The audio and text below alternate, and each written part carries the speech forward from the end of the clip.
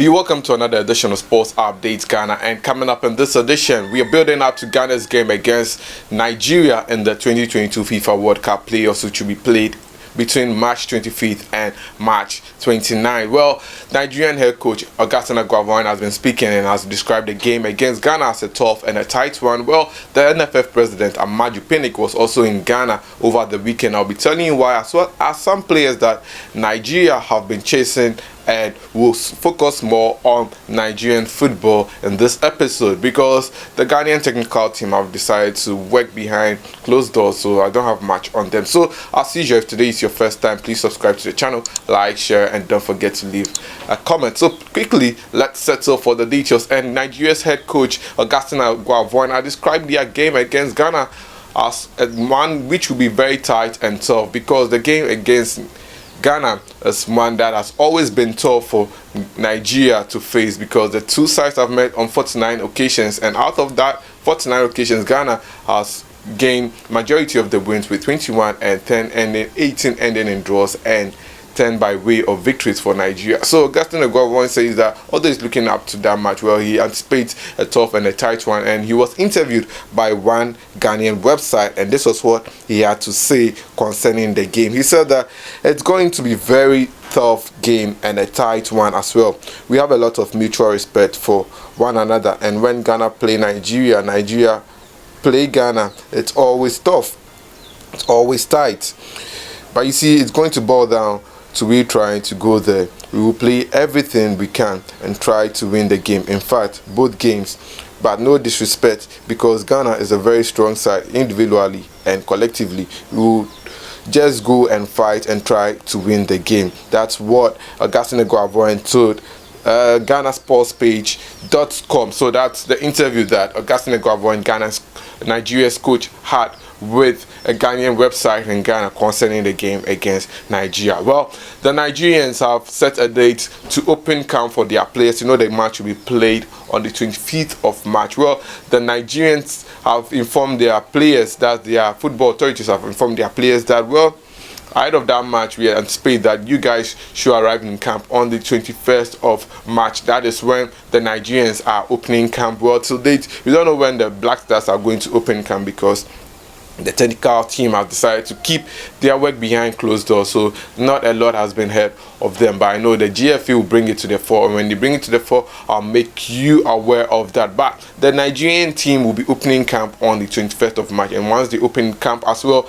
I'll bring you up to speed on all that. So the first leg we played at the Cape Coast Sports Stadium on the 25th of March, and second leg in Abuja on the 29th of March. We'll see how that one goes. But Nigeria's Football Federation President Amaju Pinnick was in Ghana over the weekend, and this time it wasn't about coming to spy on the Black Stars, but he came purposely to help Ghana's GFA president, that's Keto Kreku, bury his father. And Keto Kreku lost his father, I think, last year in 2021, and had to bury his father this year. And it was a bereaved movement for the Okraku family as they laid one of their own to rest. And Amaju Pinnick was in Ghana to assist his friend and colleague in the football business bury his father. And this was what Amaju Pinnick had to say when he was interviewed by some Ghanaian media. He said, it's important to go to Accra to be with my friend Simon Okraku as he buried his late father. The death of a parent is always a harrowing experience, no matter how old that parent is. As a FIFA council member, it is important to ensure that we have warm relationships among ourselves within and without the Anglophone coalition. So you can see over there that the two have a formal relationship over there, and it's good to see both Nigeria and Ghana collaborate and work and share this kind of moments, because it's not something that we would like to see in about funeral and football things. Although there's a rivalry between them in times like this of football, well, it doesn't go beyond what we see. Well, the Nigerians and Ghanaians have had a good relationship, and that is going to live forever and ever. So let's move on and talk about other things. And Nigeria are pushing to get Michael Olise to play for them, and Michael Olise has been in good form for Crystal Palace, and the Nigerian fans want to see that man in action for the Super Eagles in their game against Ghana in the 2022 FIFA World Cup qualifiers. The midfielder, who is in great form this season, was born in England to a Nigerian mother and a French or Algerian father. He's eligible to represent France and England as well as Nigeria. Olise was a previous representative of France at the U18 level, appearing in 2 games, but can switch nationality to play for the Super Eagles, who are desperate to beat the Black Stars. Well, in an attempt to get Augustin Eguavoen to pursue the player to play for the Nigerians, this is what some Nigerians have been saying. And one Nigerian named Spiel Zamali said the left-footer gem and in an attempt to get Augustin Eguavoen to get the player for the Super Eagles. This is what Spiel Zamali had to say on Twitter. He said the NFF need to do everything they can to convince Michael Olise to play for the Super Eagles. He's a gem. And this one from Abdul 14 says that we need Olise in the Super Eagles team. Boy plays with a different kind of swagger. And Jaka J wrote also on Twitter that Olise is eligible to play for either Nigeria, France, and England and Algeria.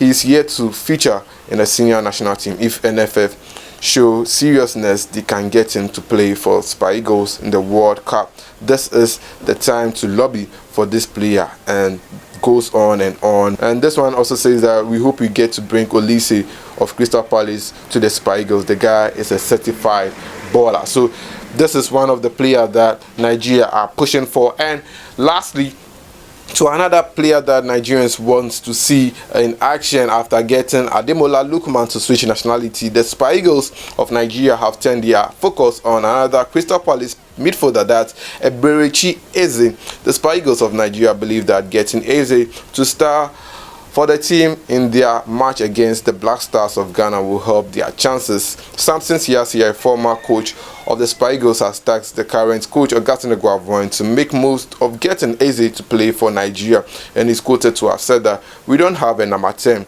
that is a creative midfielder in the mode of JJ Okocha that can distribute accurate passes to the strikers. We just don't have them now. That is why I have been talking and thinking of Eberechi Eze of Crystal Palace. The Super Eagles need that player.